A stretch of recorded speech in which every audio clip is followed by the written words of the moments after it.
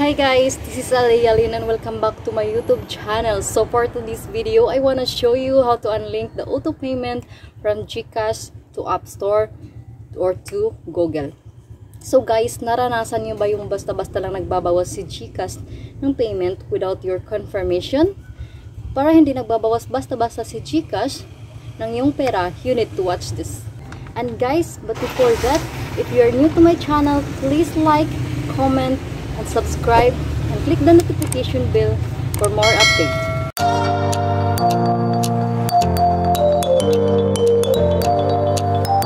Okay, so open natin ang ating Play Store para sa mga Androids at App Store naman para sa mga iPhones.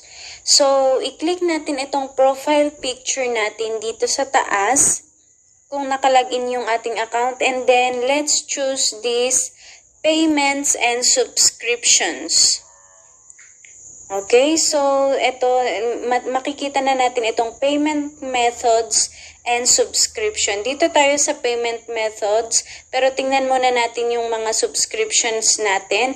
So, dito sa akin, nakasubscribe ako sa KineMaster at dito sa Viva Video.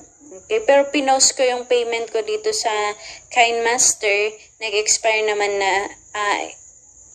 Nag-expire naman dito sa Viva Video, hindi ko na siya ni-renew. Pwedeng dun tayo sa payment method magtanggal ng mga yung mga payment na naka-register dito. Pero dito pwede din dito sa subscriptions, i-remove lang natin sila. So, kunyari, itong KineMaster, itong Viva Video, i-remove ko siya. So, click natin yung remove, and then, ayan. So, your subscriptions has been removed. So, andito na lang yung KineMaster, pero hindi ko siya i-remove kasi ginagamit ko siya. And then, balik tayo dun sa payment methods. Okay, so, lalabas dito yung mga ginamit natin sa pagbayad dun sa ating mga subscriptions. So, ito yung mga Visa card ko na nakalink sa GCash, yun yung mga ginagamit ko sa aking mga subscription. So, pwede nating i-remove itong mga to. So, dito tayo sa more payment settings. Ayan. So,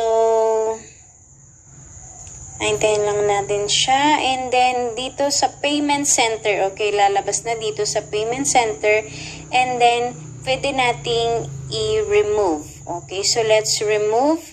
Click lang natin yung mga remove, matanggal sila. And then, yan. So, i-remove muna natin. So, ito yung aking mga payment methods previously. Ayan, so remove ko na lahat ang aking mga payment method at maiiwan na siguro yung Globe Telecom, and then yung GCash kasi gagamitin ko pa siya, and then yung Globe Telecom hindi ko naman siya nagagamit. Okay, so ganun lang guys yung pagtanggal dun sa ating subscriptions dun sa ating Play Store para hindi nababawasan ang ating mga GCash.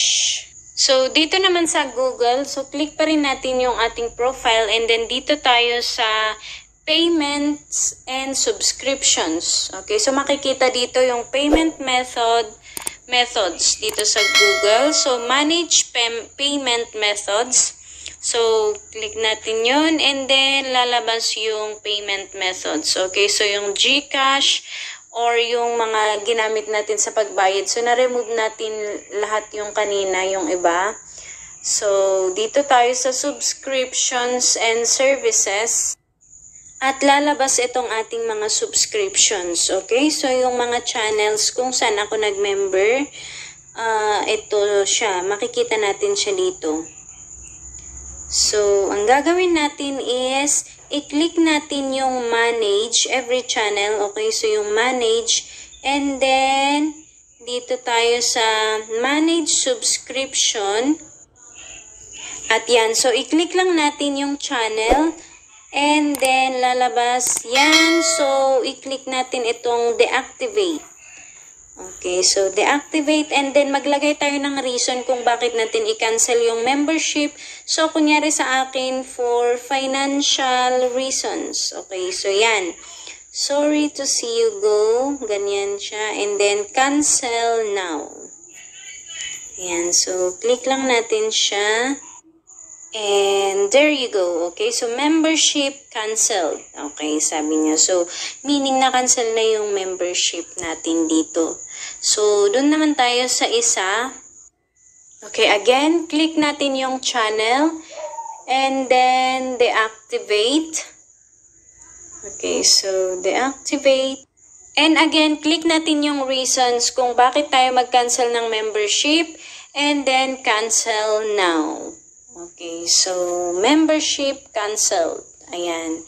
So, I'm sure kung na-cancel na natin yung mga yan, wala nang ibabawas si GCash dun sa ating pera. Okay, so ganun lang siya kasimple guys, and I hope na nakuha nyo. At kung may mga tanong pa kayo, just leave it on our comment section or panoorin nyo ulit yung ating steps. And that's it for today's videos guys, and thank you for watching. And again, kung bago pa lang kayo sa channel ko, please subscribe and click the notification bell para updated kayo sa mga video natin. Thank you so much for watching.